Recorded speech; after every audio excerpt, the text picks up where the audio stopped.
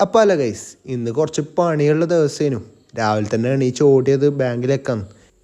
മഴയും കുണ്ടും ചളിയെല്ലാം ആയതുകൊണ്ട് തന്നെ വണ്ടി നല്ലോണം അലാക്കേനി.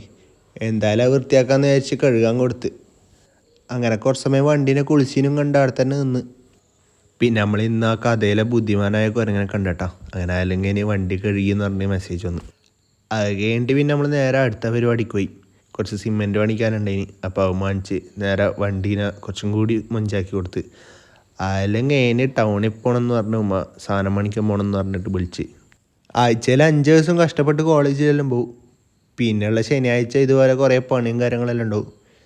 പിന്നെ അവസാനം ഞായറാഴ്ച പിള്ളേരെയും കൂട്ടിയിട്ട് എവിടെയും കറങ്ങാനെല്ലാം പോകും. അത് തന്നെ പരിപാടി, അത്രയേ ഉള്ളൂ. പിന്നെ ഇന്നത്തെ കാര്യമായിട്ടുള്ള പരിപാടിയാണ് ഷോപ്പിംഗ്. അപ്പോൾ സാധനം എടുത്തുകൊണ്ട് നിൽക്കുമ്പോൾ അതിൻ്റെ ഇടയ്ക്ക് കറണ്ട് പോയി. പിന്നെ കറണ്ട് വന്നപ്പോൾ ഉണ്ട് പാർലേജിൻ്റെ ബെല്ല് പാക്കറ്റ് മുമ്പിൽ. അങ്ങനത്തെ ഒരു പാക്കറ്റ് വാങ്ങിച്ചു കഴിഞ്ഞാൽ കോളേജിലേക്കുള്ള ഒരാഴ്ചത്തേക്കുള്ള പരിപാടിയല്ലേ. അങ്ങനെ തന്നെ നമുക്ക് വേണ്ട സാധനങ്ങളെല്ലാം വാങ്ങിച്ച് നേരെ ബില്ലടിക്കാൻ കൊടുത്ത്. പിന്നെ ഈ പാക്കറ്റ് എടുത്ത് വരുന്നതെന്ന് എൻ്റെ ഉമ്മ. പിന്നെ ആളിപ്പോൾ ആവോന്നട്ടാ. അപ്പോൾ ഓക്കെ ബൈ.